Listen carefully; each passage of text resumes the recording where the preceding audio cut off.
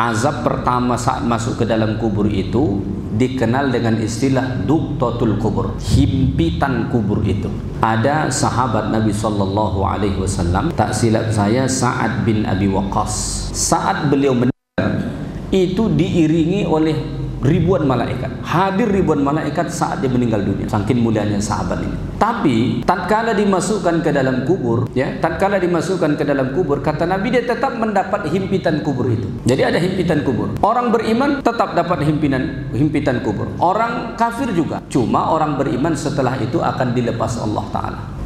Dalam satu riwayat dikatakan ketika kubur itu menghimpit, rusuk sebelah kanan akan menyatu dengan rusuk sebelah kiri. Dihimpit oleh kubur itu di dalam tanah. Lalu apa yang menyebabkan kita insya Allah selamat dari azab kubur itu? Kata Nabi, suratu Tabarak hiyal mani'ah min azabil qabr. Surah Tabarak ini adalah surah yang insya Allah mencegah kita dari azab kubur. Maka siapa yang ingin selamat dari azab kubur, salah satu amalan terbaiknya adalah rutinkan membaca surah Al-Mulk.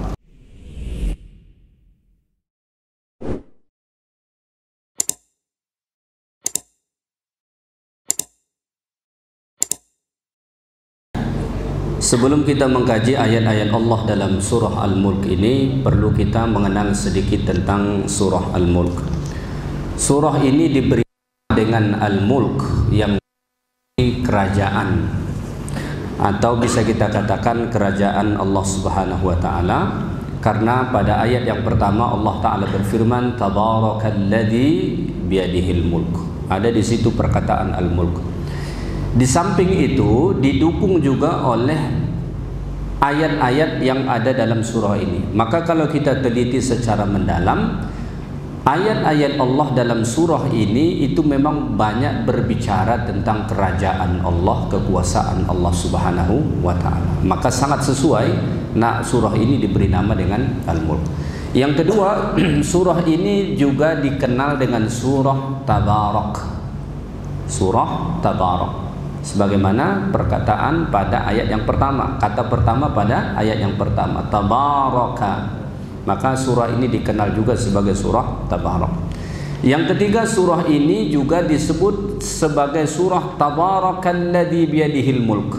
Pada zaman Nabi, surah ini biasa disebut dengan surah Tabarakalladzi biyadihil mulk. Bahkan Nabi langsung menyebut nama surah ini sebagai surah Tabarakalladzi biyadihil mulk.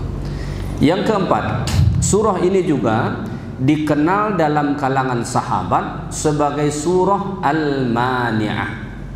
Al-Mani'ah itu artinya surah yang mencegah.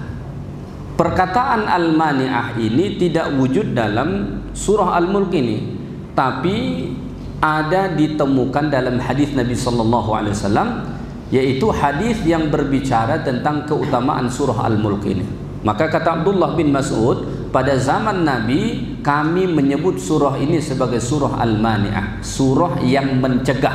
Mencegah dari apa? Mencegah dari azab kubur. Maka tangkal selamat dari azab kubur itu ini surah Al-Mulk. Baik, maka surah Al-Mulk ini salah satu surah yang mempunyai keutamaan khusus. Antara keutamaannya, pertama misalnya Nabi SAW bersabda dalam hadis riwayat Imam At-Tirmidzi, Nabi bersabda, Inna suratan minal Qur'ani 30 ayatan. Ada terdapat satu surah dalam Quran, jumlah ayatnya 30 ayat. Al-Mulk ini jumlahnya 30 ayat. Syafa'at li rajulin hatta ghufira lahu. Surah ini memberi syafaat kepada seseorang yang membacanya sehingga diampunkan Allah.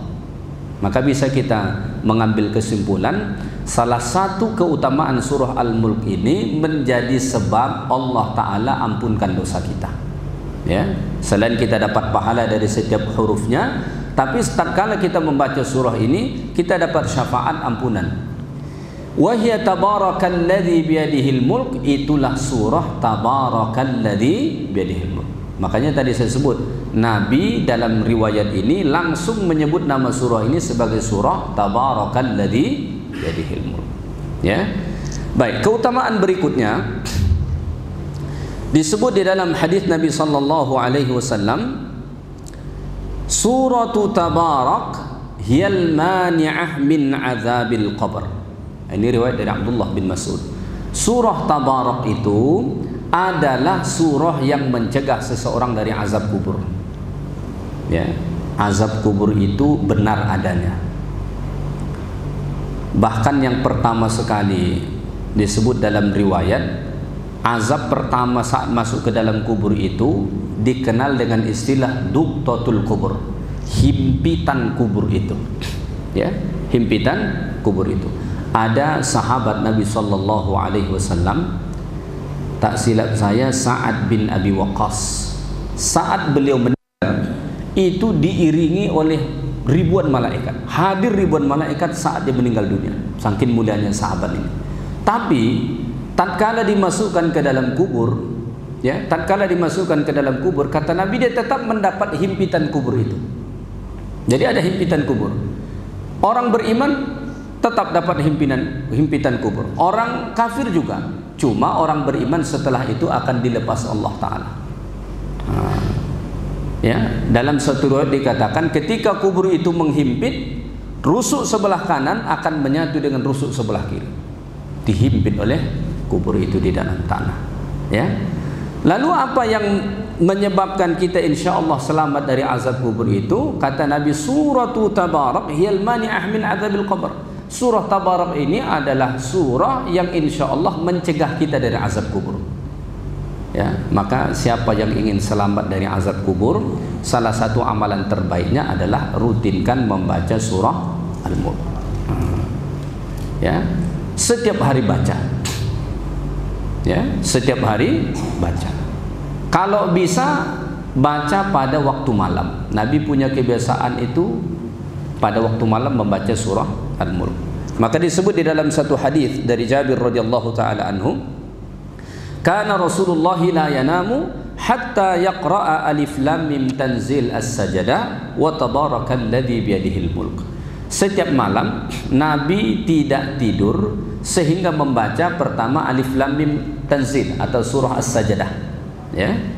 Alif lam mim tanzilul kitabi la raiba fihi mir rabbil alamin, yang sering kita baca pada subuh Jumat.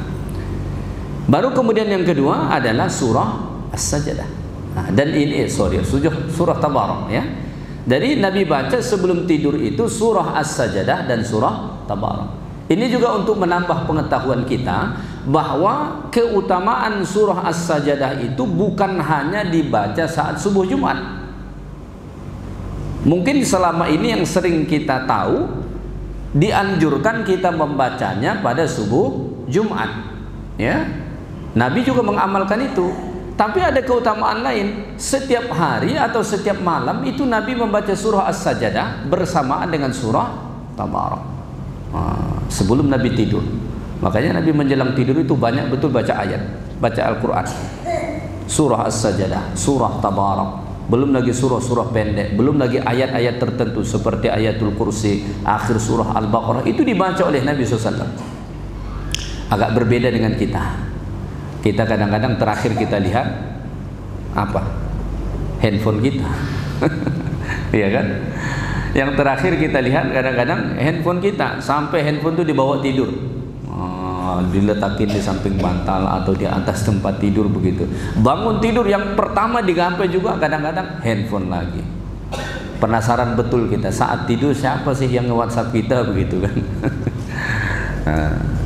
Nabi membaca ini setiap malam. Satu hari saya menyampaikan kajian di Malaysia di salah satu masjid. Habis maghrib begini kajian sampai Isya. Pas di waktu Isya mereka minta saya mengimamkan sholat. Saya imamkan sholat. Setelah sholat baca doa semua, tiba-tiba saya diberitahu oleh pengurusnya, Ustaz tolong pimpin kita membaca surah Al-Mulk.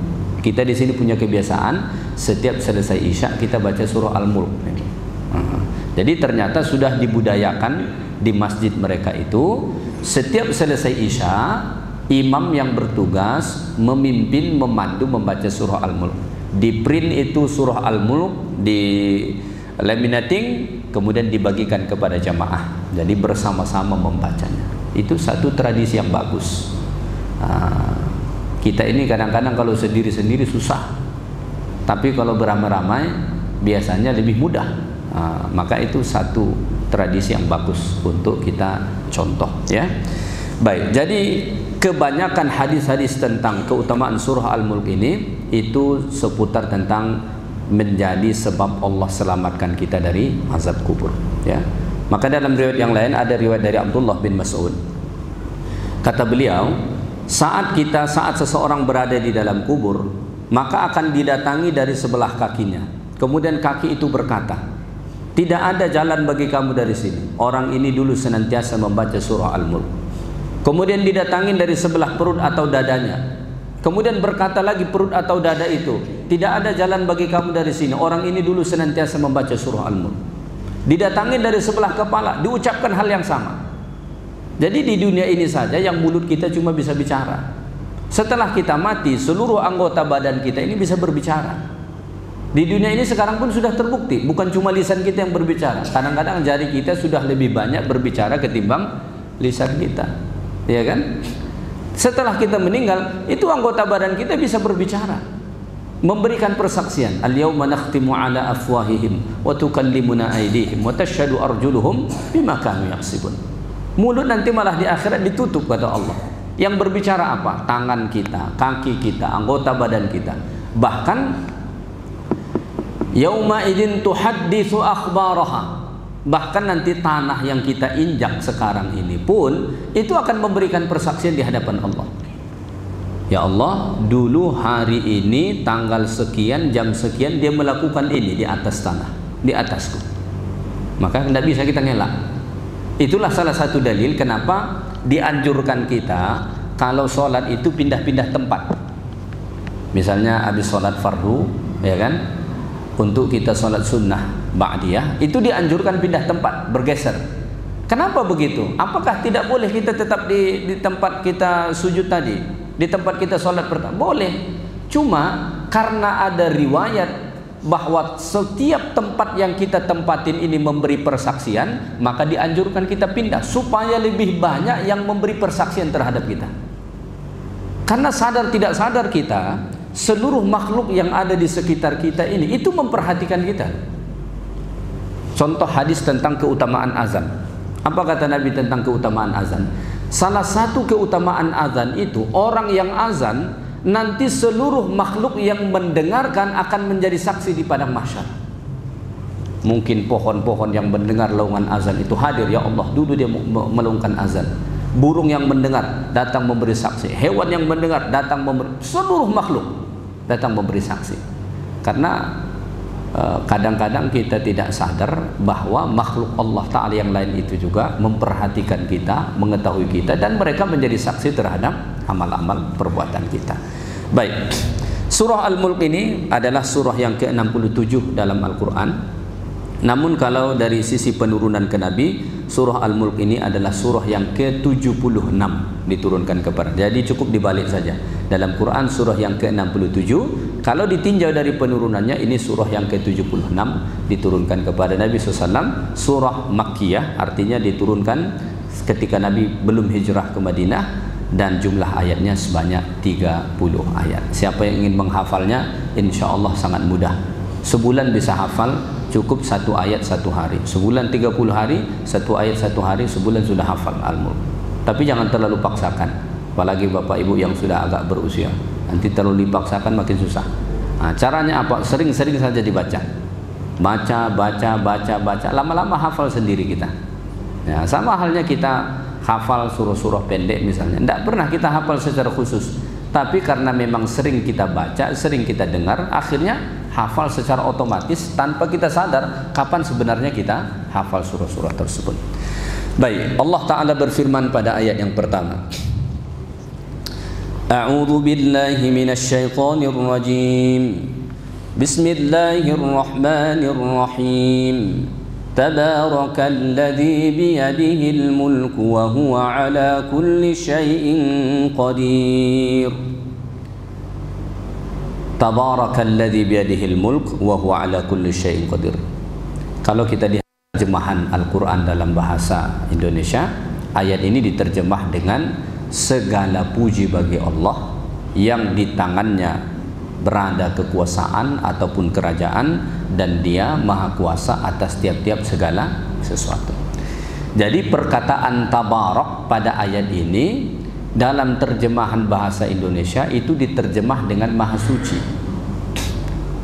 Disamakan terjemahannya dengan terjemahan subhanallah.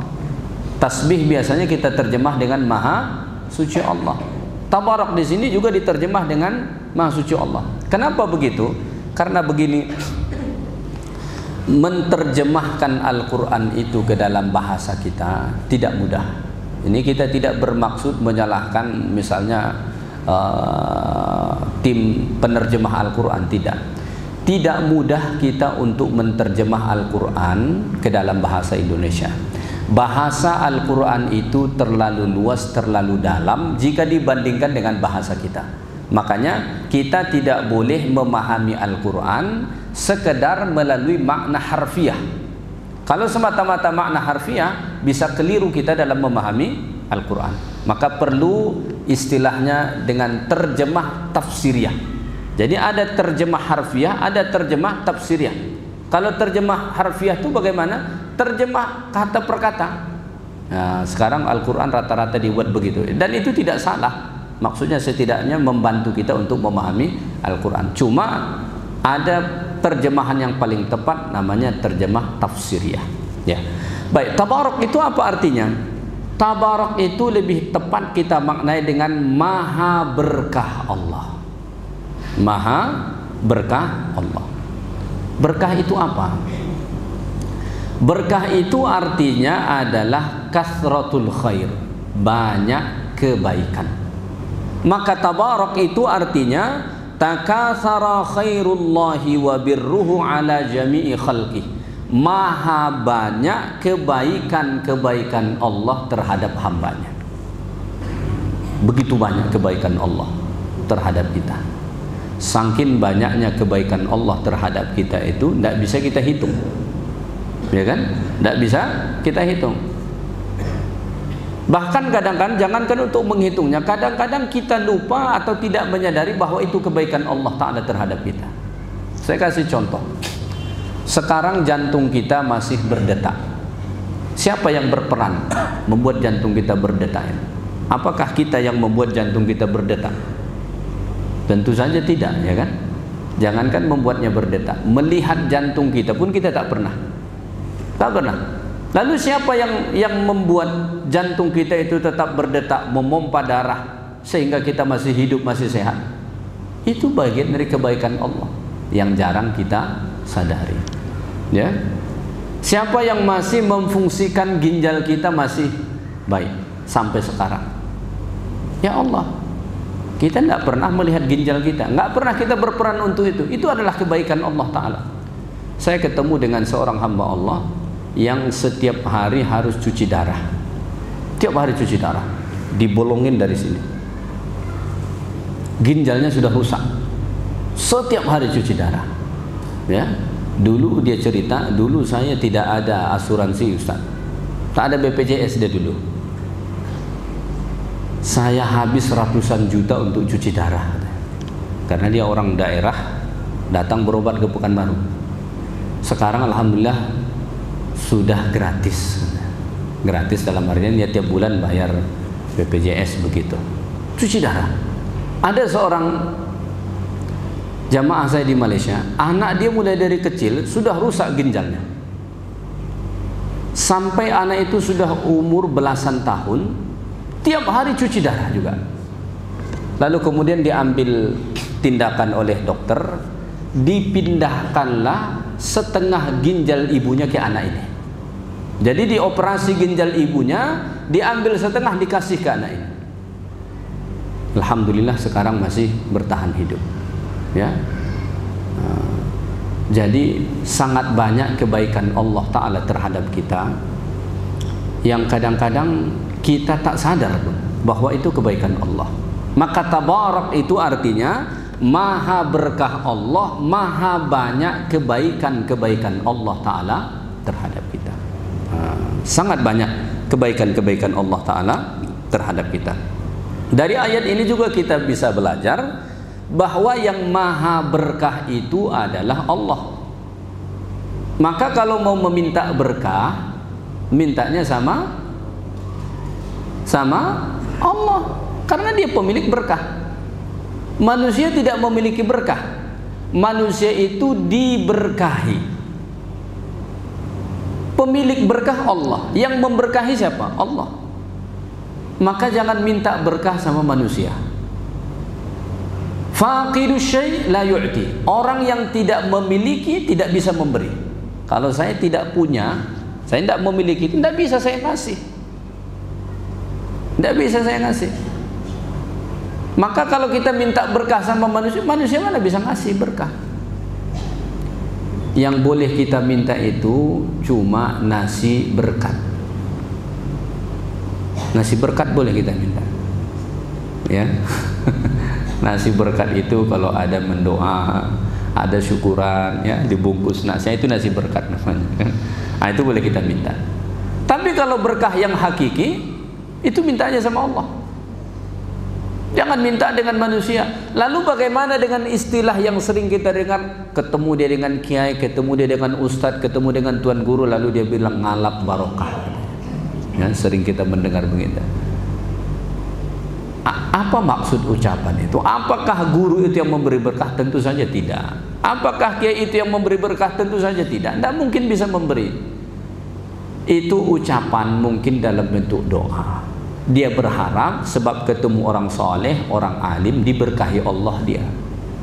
Tapi kalau hakikinya dia berkeyakinan bahwa tuan guru ini yang memberi berkah kepada dia, itu keliru. Apalagi kalau sampai mendatangi kuburan mengharapkan berkah. Kita itu kan mengenal ada kubur keramat. Jadi bukan cuma orang yang keramat, kubur pun ada yang keramat, begitu kan. Dikunjungin banyak orang. Ziarah kubur boleh, ya, ziarah kubur tidak dilarang. Cuma kemudian kita berkeyakinan kubur itu bisa memberi berkah kepada kita, kita sudah keliru, ya. Ziarah kubur boleh, tidak apa-apa, dianjurkan Nabi. Tapi ziarah kubur bukan untuk mencari berkah dari kubur itu, tidak. Tujuan ziarah kubur itu kata Nabi untuk mengingatkan kamu kepada akhirat, supaya kita ingat akhirat. Kita tengok kubur tuh, kita teringat mati. Oh, esok lusa saya juga akan bertempat begini. Saya juga akan dikuburkan, akan tinggal di dalam tanah. Akhirnya kita pun introspeksi diri, memperbaiki amal kita, meningkatkan kebaikan-kebaikan, meninggalkan dosa-dosa. Itu tujuannya. Kalau tujuannya pergi ziarah kubur untuk mencari berkah dari kubur itu, kita keliru. Karena kubur tidak punya berkah. Ya, kalau kubur itu diberkahi Allah bisa saja. Tapi kubur itu memberi berkah, tidak mungkin. Maka dari perkataan tabarak ini, maka kita ketahui yang memiliki berkah itu adalah Allah. Maka kalau ingin dapat berkah, mintanya sama Allah. Makanya doanya Allahumma barik lana, ya Allah berkahi kami. Kalau kita ingin diberkahi rezeki yang Allah beri, Allahumma barik lana fima razaqtana, ya Allah berkahi rezeki yang Engkau sudah beri kepada kami. Sebelum kita makan kan biasa tuh kita baca doa itu, ya. Doa sebelum makan apa? Allahumma barik lana fima razaqtana wa qina adzabannar. Ya, walaupun doa itu tidak sabit disebut dalam hadis. Kalau dalam hadis Nabi hanya mengatakan samillah wa qul biyaminik, baca bismillah dan makanlah dengan tangan kananmu. Tapi salah tidak kita baca doa tadi? Tentu saja tak salah. Bahkan doa itu bagus kita baca untuk seluruh rezeki yang Allah beri kepada kita. Misalnya dia habis sholat, Allahumma barik lana fima razaqtana wa qina adzabannar. Boleh tidak kita baca itu setelah sholat? Boleh. Tapi jamaah yang nggak ngerti protes dia, Ustaz, kenapa baca doa makan tadi lepas sembahyang tuh? Itu kan doa makan. Bukan cuma doa makan. Kita minta berkah kepada Allah supaya Allah memberkahi seluruh rezeki yang Allah sudah titipkan kepada kita. Ada bentuk rezeki itu makanan, ada rumah, ada anak, ada macam-macam. Tidak bisa kita hitung. Ya. Mintanya sama Allah. Kalau kita ingin orang lain diberkahi Allah, apa ucapannya? Barakallahu laka. Semoga Allah memberkahi kamu. Barakallahu fikum. Semoga Allah memberkahi kalian. Berkah itu tetap diminta kepada Allah. Berkah itu tadi artinya apa? kasratul khair, banyak kebaikan. Maka ketika kita berdoa, Allahumma barik lana, ya Allah berkahi kami, itu artinya ya Allah curahkanlah kebaikan yang banyak fi marzaqtana, terhadap apa-apa yang telah Engkau rezekikan kepada kami. Maka kita berdoa supaya Allah Ta'ala titipkan kebaikan yang banyak pada rezeki itu, sehingga rezeki itu melahirkan kebaikan yang banyak. Kalau kita mendoakan orang lain supaya diberkahi Allah, artinya kita meminta kepada Allah supaya Allah mencurahkan kebaikan yang banyak kepada mereka. Makanya kalau orang nikahan, apa doanya kita ucapkan? Barakallahu laka wa baraka alaikuma wa jama'a bainakuma fi. Nah, ini yang sering kondangan tiap minggu nih. Baca doa apa kalau ketemu pengantin? Selamat ya, salam makan dia pulang. Tak salah juga kita mengucapkan selamat, memang dianjurkan, tapi ada anjuran kita mendoakan mereka, barakallahu laka wa baraka alaikum wa jama'a bainakum fi khair. Semoga Allah memberkahi kamu, memberkahi kalian berdua dan menghimpunkan kalian dalam kebaikan. Kita mendoakan mereka supaya diberkahi Allah, supaya dalam rumah tangga mereka nanti Allah mencurahkan kebaikan yang banyak. Jangan sampai baru 3 minggu nikah berantem pisah langsung. Ada seorang hamba Allah jamaah, dia telepon saya, Ustaz, saya sudah ditinggalkan istri, baru lagi kami nikah, lari istri saya balik ke tempat mertua lagi. Saya masih cinta betul sama dia Ustaz, gimana solusinya? Saya coba hubungin mertua saya pun seperti tak merespon katanya. Nah, saya pun susah, saya mau menjawab. Ya, kenapa? Karena mungkin egonya masih tinggi, ya, namanya baru-baru nikah, ya kan? Ilmu untuk menikah itu belum ada, cuma modal selera. Ya, sebelum menikah itu hal yang terpenting adalah ilmu. Al-ilmu qabla al-amal, berilmu dulu sebelum praktek. Ya, makanya kalau di Malaysia itu ada syarat untuk menikah. Syarat untuk menikah itu apa? Supaya bisa dinikahkan atau mau tuan qadi menikahkannya apa? Harus ikut kursus pranikah dan dia dapat sertifikat, dan itu langsung di bawah Jabatan Agama Islam. Kalau kita seumpama MUI atau Departemen Agama begitulah, ya, itu diwajibkan. Walaupun tidak semua disampaikan tentang pernikahan, setidaknya ada ilmu orang bekal untuk menikah itu, sehingga tidak terkaget-kaget dia setelah menikah. Baik, kita lanjutkan ayat Allah ini.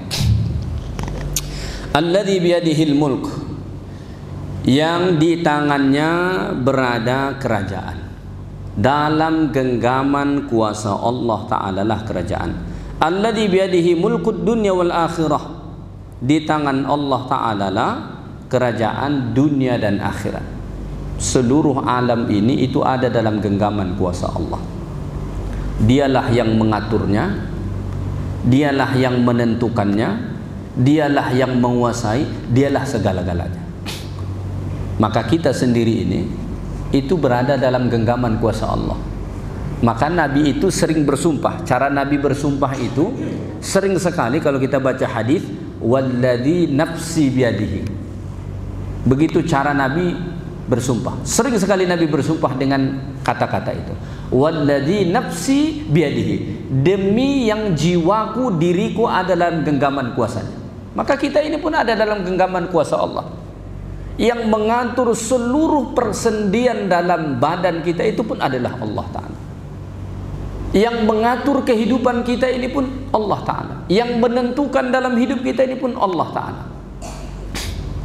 Dulu kita membayangkan begini, jadinya begini, berbeda begitu, ya. Atau dulu kita tidak pernah membayangkan akan seperti ini, tiba-tiba jadi begini. Kalau kita ini ada dalam genggaman kuasa kita, kalau kitalah yang berkuasa terhadap diri kita, maka alur hidup kita itu sesuai dengan perancangan kita. Tapi kalau kita merenung kembali, kebanyakan dalam hidup kita ini itu semua di luar dari perancangan kita. Oh, saya nggak pernah pikir dulu akan jadi begini, jadi dia. Kenapa? Allah yang mengatur, Allah yang mengarahkan. Saya tidak pernah pikir akan jatuh seperti ini, Allah Ta'ala yang menetapkan. Nah, itu baru tentang diri kita. Ini seluruh alam. bahkan dunia dan akhirat itu ada dalam genggaman kuasa Allah Subhanahu wa ta'ala. Maka oleh karena itu kita harus berkeyakinan yang bisa berkuasa terhadap kita itu hanya Allah, ya. Maka jangan terlalu takut juga dengan makhluk, ya. Allah sampai mengatakan dalam hadithul qudsi, kata Allah Ta'ala, seandainya berhimpun seluruh jin dan manusia, mulai dari manusia pertama sampai manusia terakhir, jin pertama sampai jin yang terakhir, berhimpun ala ayyanfa'uka bisyai'in, untuk memberi satu manfaat kepadamu, maka ketahuilah la yanfa'uka illa bisyai'in qad katabahu Allahu laka, mereka tidak bisa memberi manfaat itu kepadamu kecuali atas apa yang telah ditetapkan Allah. Maka jangan terlalu menaruh harapan dengan manusia. Oh, saya backing saya ini, orang dalam saya ini, itu kenalan saya pasti tidak ada itu. Sebaliknya, seandainya seluruh manusia dan jin berhimpun ala ayyadurruka, untuk memberi satu kemudaratan kepadamu, la yadurruka illa bisyai'in qad katabahu Allahu lak, mereka tidak akan bisa menimpakan kemudaratan itu untukmu, ya, kecuali apa yang Allah Ta'ala tetapkan untuk kita. Maka alladzi biyadihil mulk, di tangan Allah lah kerajaan, kekuasaan seluruh alam ini sepenuhnya. Bahkan diri kita ini pun ada dalam genggaman kuasa Allah Ta'ala. Dan kalau Allah Ta'ala tidak berkuasa terhadap kita, ya, kalau Allah Ta'ala melepaskan diri kita dari kuasanya, kita akan binasa. Makanya salah satu doa Nabi itu apa? Ya, salah satu doa Nabi SAW yang disebut di dalam hadis, ya, janganlah engkau melepaskan aku dari kuasamu tarfata ain, walaupun sekedip mata, ya. Andai kata Allah melepaskan kita dari kuasanya walau sekedip mata pun, sudah binasa kita, sudah binasa.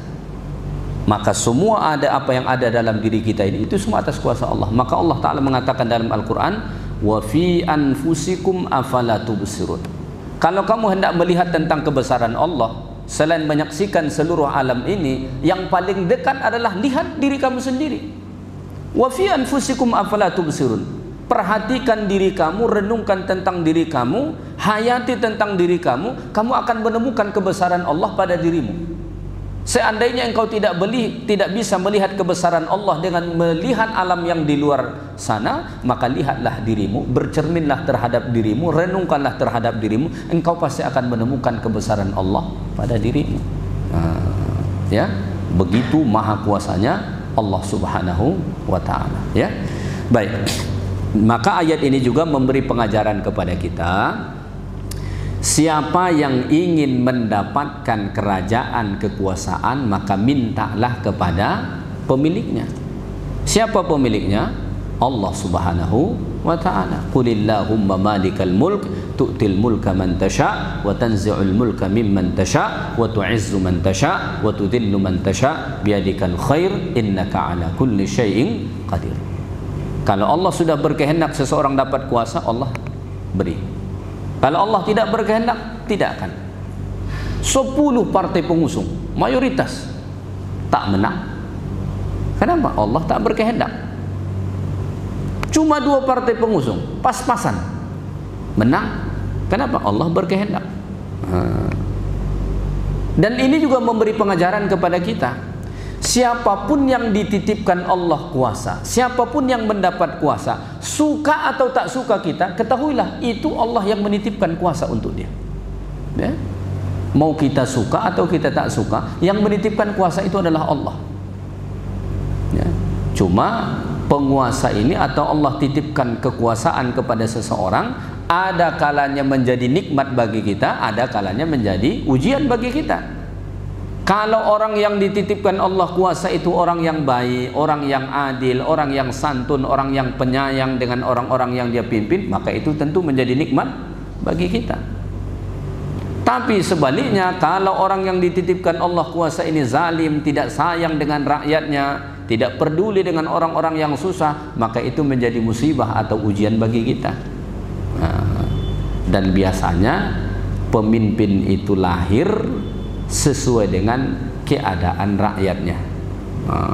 Mayoritas rakyat ini bagaimana bentuknya? Biasanya yang begitu yang lahir pemerintahnya. Apalagi dengan sistem demokrasi zaman sekarang, ya, suara mayoritas yang menentukan, kan begitu. Maka siapa yang menjadi penguasa itu gambaran mayoritas rakyatnya, ya. Secara teoritisnya begitu, namun hakikatnya yang memberi kuasa itu Allah Subhanahu wa Ta'ala. Maka siapapun yang ingin mendapat kuasa, pertama minta sama Allah, baru ikutin kemudian regulasi yang ada. Harus mencoblos, harus kampanye, silahkan lakukan, ya. Saya ada teman dulu, dia merantau ke Pekanbaru. Jadi apa dia? Jadi karim di masjid, tukang cuci kamar mandi, sapu masjid, vakum masjid. Udahlah tukang cuci kamar mandi jadi imam lagi. Kita ini kadang-kadang ngasih tugas terlalu komplit, mulai dari nyapu masjidnya, gulung karpetnya, sikat kamar mandinya, jadi imam, jadi muazzinnya, jadi imamnya lagi. Pokoknya kita terima beres. Jadi kalau di Malaysia itu yang enak, kita jadi imam tuh kita nggak menyentuh itu semua, cuma jadi imam tok. Kita kadang-kadang imam itu masih masuk ke kamar mandi. Ada orang kadang buang air besar punya, tak tahu dia membersihkannya. Imam tuh lagi yang harus gosok begini. Kalau bisa jangan kita buat begitu, ya. Buat petugas kebersihan khusus, buat imam khusus, buat muadzin khusus. Karena marwah imam itu akan turun kalau kita masukkan dia menggosok toilet, ya. Sholat Jumat, sebelum sholat Jumat dia kembangkan tikar semua. Waktu sholat Jumat dia yang bertugas. Kadang-kadang jadi khotib pengganti lagi. Habis itu, habis sholat Jumat dia gulung lagi. La ilaha illallah Muhammadur Rasulullah. Jadi jangan sampai begitulah kita buat, ya, buat petugas-petugasnya. Insya Allah bisa dibiayai. Jadi ingin cerita tadi, ada teman dulu dia kuliah di UIN, cuma jadi karim di masjid. Ya begitulah aktivitas hariannya. Lalu kemudian dia pulang kampung, duit tak ada, gak mana ada duitnya. Dicalonkanlah dia untuk jadi anggota DPRD. Langsung jadi. Ada orang habis bermiliar-miliar bayar sana, tak jadi-jadi. Dia tak ada modal, jadi. Maka kalau orang mengatakan harus ada duit sekian baru bisa jadi, tidak betul juga. Tidak betul juga. Ada memang orang jadi dengan jalan begitu, ya, tapi dia sudah memilih jalan yang haram.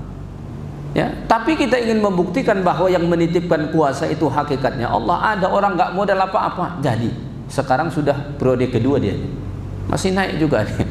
Ya, Allah yang memberi kuasa. Bayangin, tukang mebel bisa jadi presiden 2 periode lagi. Gila apa enggak itu? Ya kan? Suka ndak suka kita udah jadi dia. Udah 10 tahun udah mau habis.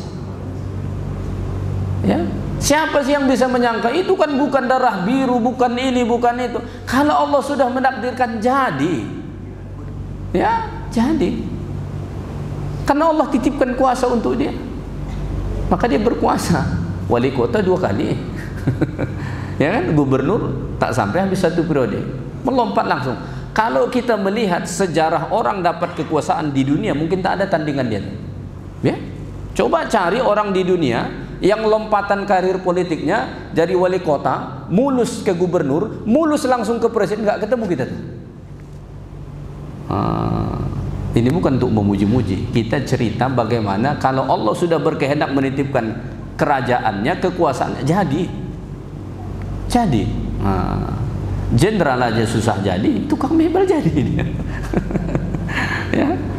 Sang jenderal kita udah berapa kali mencoba tuh kan, baru kemudian jadi dia di 2024 ini. Itu pun setelah dikasih bintang 4 sama tukang mebel tadi. Ya kan, yang ngasih bintang 4-nya tukang mebel itu loh, bayangin itu. Ya, tukang mebel itu yang ngasih bintang 4-nya, baru dipanggil dia jenderal penuh. Kan begitu. Dahsyat nggak tuh?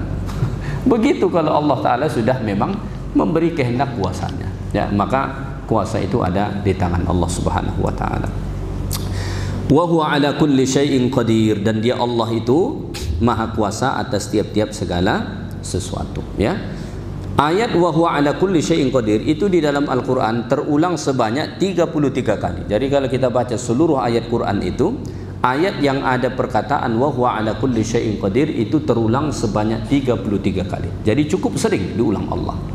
Kenapa cukup sering itu diulang Allah Ta'ala? Untuk menyadarkan kita untuk menyadarkan kita bahwa yang maha kuasa terhadap segala sesuatu itu adalah Allah. Untuk menyadarkan kita bahwa Allah itu maha kuasa atas tiap-tiap segala sesuatu, sehingga ini membantu kita, kata para ulama, untuk bertawakal kepada Allah. I'anatul qulub ala husnit tawakkul. Ini membantu kita untuk benar-benar bertawakal kepada Allah. Bertawakal itu kan artinya kita menyerahkan urusan kita kepada Allah, mewakilkan urusan kita kepada Allah Ta'ala.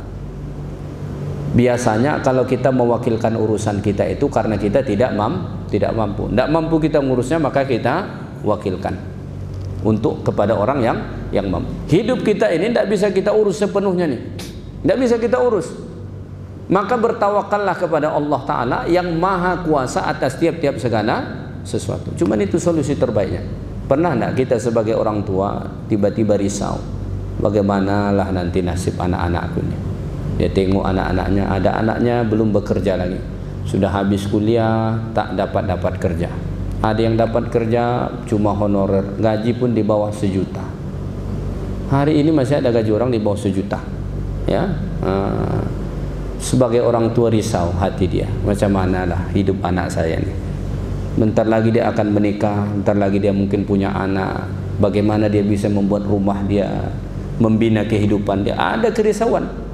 Mau menolong sudah tak berdaya, kerja sudah pensiun, gaji pun sudah dipotong sama pemerintah, tinggal berapa persen aja lagi, tinggal cukup makan lagi. Kalau sakit, syukur ada BPJS, tak ada BPJS makin kacau, ya. Apa yang harus kita lakukan? Tawakal kepada Allah. Tawakal kepada Allah Ta'ala. Allah itu maha kuasa. Allah itu maha kuasa. Maka tawakal kepada Allah, serahkan kepada Allah. Ya Allah, aku tak sanggup memastikan masa depan anakku, tapi Engkau maha kuasa ya Allah, aku serahkan masa depannya untukmu. Engkau yang maha kuasa. Maka kalau Allah Subhanahu wa Ta'ala berkehendak, Allah bisa mengubah nasibnya. Maka ada ketemu kita anak yang dulu jangankan orang lain, orang tuanya pun mandang rendah sama dia. Kita ketemu anak-anak seperti itu. Kadang-kadang orang tua ini pun tak adil, ya. Makanya salah satu ajaran Nabi itu, i'dilu baina auladikum, berlaku adillah kamu terhadap anak-anak, ya. Sebagian orang tua bukan hanya orang lain yang memandang rendah kepada anaknya, dia sendiri pun memandang rendah terhadap anaknya. Tapi kemudian kekuasaan Allah menetapkan anak ini yang jadi. Dulu tidak dipandang ini, tidak diharapkan ini oleh orang tuanya sendiri pun tidak diharapkan. Boro-boro orang lain, orang tuanya pun tidak. Tapi Allah yang maha kuasa bisa mengubah hidupnya. Anak ini kemudian yang sukses, anak ini kemudian yang berjaya.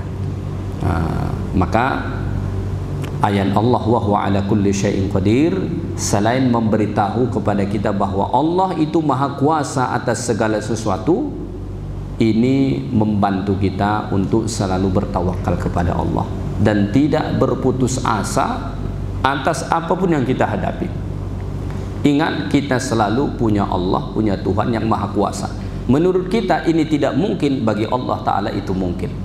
Mustahil ini bagi kita, tapi bagi Allah itu tidak mustahil, ya. Bagi Allah itu tidak mustahil, ya. Ketika Maryam diberitahu malaikat sudah mendapat anak, hamil, ya, ada anak di dalam rahimnya, ketika diberitahu malaikat, Maryam itu tidak percaya, bagaimana mungkin, ya. Tapi kemudian malaikat itu berkata kepada Maryam alaihissalam, begitulah kalau Allah sudah berkehendak terhadap hambanya. Jadi Allah maha kuasa mengadakan sesuatu yang sebelumnya tidak ada, ya, melakukan sesuatu yang di luar nalar daripada manusia. Allah kuasa untuk melakukan itu semua. Jadi ini membantu kita kalau kita tadabbur, kita renungkan, supaya kita tidak pernah berputus asa. Allah itu maha kuasa, dia bisa membantu kita, menolong kita ya, mengubah nasib kita, keadaan kita dari keadaan sekarang kepada keadaan yang lebih baik nanti insyaallah ta'ala. Dan ketika engkau sudah merasa berkuasa, ayat ini juga menjadi pengajaran bagi kita supaya jangan sombong. Allah itu maha kuasa, Allah bisa menarik kuasa kita, Allah bisa menarik segala-galanya dari kita, kemudian mengubah kita dari atas jatuh kemudian ke bawah, ya. Baik, kita lanjutkan ayat yang kedua. Allah Ta'ala berfirman, Alladzi khalaqal mauta wal hayata liyabluwakum ayyukum ahsanu amala wa huwal azizul ghafur. Dialah yang telah menciptakan mati dan hidup untuk menguji kamu siapa yang paling baik amalnya di antara kamu, dan Dia maha perkasa lagi maha pengampun. Akhir ayat pertama tadi Allah menjelaskan bahwa Allah maha kuasa atas tiap-tiap segala sesuatu. Maka pada ayat 2 ini Allah memberi contoh antara bentuk kekuasaan Allah itu apa? Allah menciptakan ada mati dan ada hidup. Ada hidup dan ada mati. Kita ini dihidupkan, bagian dari tanda kebesaran Allah yang luar biasa. Kekuasaan Allah. Bayangkan, dari air bisa jadi seperti ini. Jadi air bisa jadi seperti ini. Itu hanya bisa dilakukan Allah Ta'ala yang maha kuasa. Allah Ta'ala menjadikan hidup dan mati atau mati dan hidup. Pada ayat ini, itu Allah mendahulukan kata mati baru kemudian hidup. Ya, Allah mendahulukan kata mati baru kemudian hidup. Kita lanjutkan sebentar, ya. Kenapa Allah Ta'ala dahulukan kata mati baru hidup? Alasannya kata para ulama, pertama, supaya kita lebih sering ingat dengan kematian. Alasan kedua, kata Al-Imam Fakhruddin Ar-Razi rahimahullah, hakikat hari-hari di dunia ini itu adalah hari kematian. Karena hari kematian kita itu adalah hari di dunia. Sedangkan hakikat hari-hari akhirat itu adalah hari kehidupan. Maka di akhirat setelah kita dihidupkan kembali dari kematian kita, itulah kehidupan yang berkekalan buat selama-lamanya, tak ada mati lagi setelah itu. Liyabluwakum, tujuan kita hidup di ini dicipta Allah, ada hidup ada mati untuk menjadi ujian bagi kita. Maka sepenuhnya dalam hidup kita ini itu ujian. Ujian itu dua, ada ujian dalam bentuk hukum syariat. Maka hukum-hukum syariat Allah ini itu ujian bagi kita. Apakah kita mau melaksanakan atau tidak. Yang kedua ada hukum takdir. Takdir Allah dalam hidup kita ini itu juga sepenuhnya ujian. Sama ada takdir yang kita senangin ataupun kita tidak senangin. Apa yang hendak Allah Ta'ala lihat dari ujian itu? Siapa yang paling baik amalnya. Apakah kita dari ujian-ujian yang banyak itu, apakah amal kita baik atau tidak. Ya. Di sini Allah mengatakan siapa yang paling baik amalnya. Allah tidak mengatakan siapa yang paling banyak amalnya. Maka dalam beramal itu yang paling utama pastikan amal itu baik, bukan cuma banyak. Yang memastikan amalan kita itu baik apa? Pertama, lakukan dengan ikhlas. Yang kedua, lakukan sesuai dengan tuntunan agama. Kalau dua ini sudah dilakukan, amalan itu dilakukan sesuai dengan tuntunan agama, kemudian dibarengi niat yang ikhlas, maka sudah menjadi amal terbaik. Tapi kalau salah satunya tidak ada, sudah sesuai tuntunan agama tapi tak ikhlas, tidak jadi baik.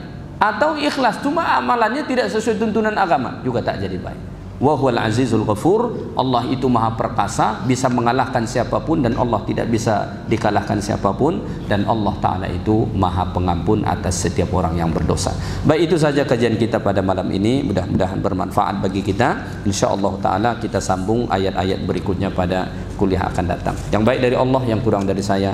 Subhanakallahumma bihamdika asyhadu an la ilaha illa anta astaghfiruka wa atubu ilaik. Assalamualaikum warahmatullahi wabarakatuh.